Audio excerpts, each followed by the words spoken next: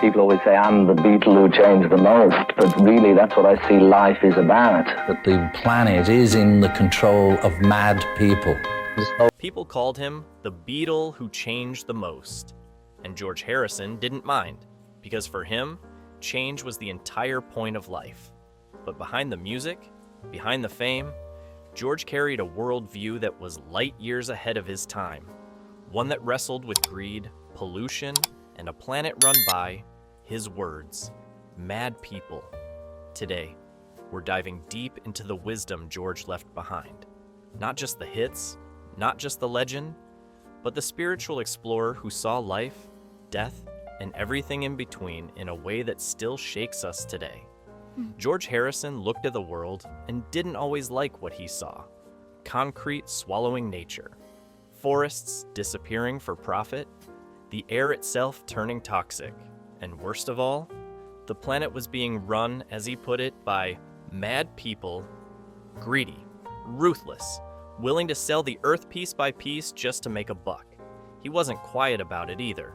George used his platform to sound the alarm decades before climate change became everyday vocabulary. But here's the twist. Instead of sinking into despair, he zoomed out. Way out. All things must pass, he reminded himself. Empires crumble. Forests regrow. Even the scariest threats, like nuclear bombs, could never touch what really mattered.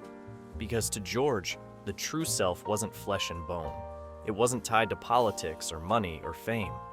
The body was just a suit, temporary, disposable.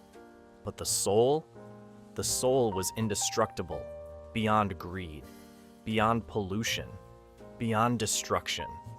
That's why George could mourn the state of the world, but still look at it with calm eyes that saw both the chaos and the eternity underneath it all. The Beatles are the biggest band on Earth. Every stage they step on shakes with screams. Every record they drop rewrites history. And yet, George Harrison feels something is missing. So when the band travels to northern India, the world sees it as a publicity stunt. Exotic, trendy. Another chapter in Beatlemania. But for George, it was destiny. He wasn't chasing charts. He was chasing truth. Through Indian music, George had already glimpsed another world. Sitar strings weren't just notes. They were doorways. Doorways into meditation, into something vast and eternal. And in India, under the guidance of Maharishi Mahesh Yogi, those doors swung wide open. This wasn't about religion the way George had known it as a boy. He had walked away from Catholicism at 13, disgusted by the hypocrisy he saw. Endless rules, empty rituals, little spirit. But here in India, he encountered something different. Teachers like Swami Vivekananda didn't tell him to blindly believe. They told him to see for himself. Don't accept God until you've had a direct perception of God. That was the message, and George thought, finally, someone makes sense. From that moment on, meditation wasn't a hobby. It was survival. It was the key to what he called complete consciousness. And as the Beatles experimented with sound in the studio, George experimented with silence in his mind. One created music that shook the world. The other created peace that would carry him through it. India didn't just change George Harrison, it revealed George Harrison, the seeker, the mystic, the man who would spend the rest of his life chasing the eternal. For George Harrison, meditation wasn't a trend. It wasn't about candles, cushions, or looking spiritual. It was about survival. In a world where fame screamed in his ears, meditation gave him silence. In a business built on egos, it gave him humility. And in a planet drowning in chaos, it gave him stillness. He explained it with an image that still gives chills. Life, he said, is like an ocean. On the surface, constant change, waves crashing, storms raging, noise, noise, noise. But at the bottom of the ocean, it's always calm, always still. Meditation was his anchor to that depth, a way to stop drifting with every storm and sink into the eternal stillness underneath it all. With Maharishi Mahesh Yogi, George learned transcendental meditation, not a ritual, but a process of going beyond senses, beyond intellect, beyond the restless mind. And the key? Sound. He was given a mantra, a sacred vibration. Repeating it wasn't just words. It was like tuning his body, his mind, his spirit into harmony. The mantra slowed his heartbeat. It steadied his breath.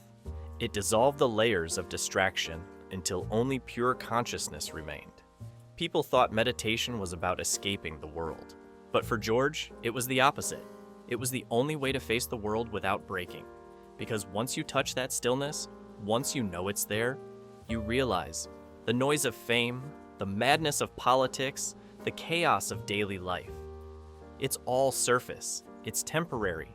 But the silence within, that's forever. And that's why George didn't just meditate. He lived meditation. It shaped his music, his choices, and the peace he carried even in the darkest storms. George Harrison didn't just talk about meditation. He pushed it to its limits. In Rishikesh, during long silent retreats, something strange began to happen. As he sank deeper and deeper into stillness, he felt his consciousness lift. No body, no weight. Not up, not down, just pure awareness, moving. How do you explain that? He admitted he couldn't. But he knew this much. It felt more real than reality itself. That's when George's ideas about life and death began to crystallize. To him, the body was nothing more than a suit. Temporary clothing the soul wears for a while, then sheds when it's worn out. And death? Not the end. Just a costume change. He leaned on teachings from both East and West to explain it. Christ spoke of the bird of paradise, the soul, trapped in 3 cages. Hindu philosophy called them the gross physical body, the astral body, and the causal body. When we die, George said, the physical cage falls away. But the soul continues, carrying on in the subtler realms. This wasn't wishful thinking for him. It was grounded in experience, those out-of-body sensations during meditation, those glimpses beyond the veil. And it gave him an unshakable calm. Nuclear war, pollution, fame disappearing, none of it touched the soul. Even karma, the law of cause and effect, fit into his vision. What we do now shapes what comes next. Good or bad, every action leaves a trail. George even admitted some things were destined, like becoming a Beatle. But beyond destiny, he still had choices. He could keep chasing celebrity forever, or he could live simply, plant gardens, and prepare his soul for the next chapter. And that's why, when he spoke about death, there was no fear in his voice, only certainty, only peace. For George Harrison, the mystery of death wasn't a mystery at all. It was just the next verse in the Eternal song. For George Harrison, life was never random. It was a chain. Every link connected, every action shaping the next. He believed in karma, the law of cause and effect. What you do today comes back tomorrow. What you plant now is exactly what you'll harvest later. It wasn't abstract to him. It was the script of his life. He often said he was destined to be a Beatle.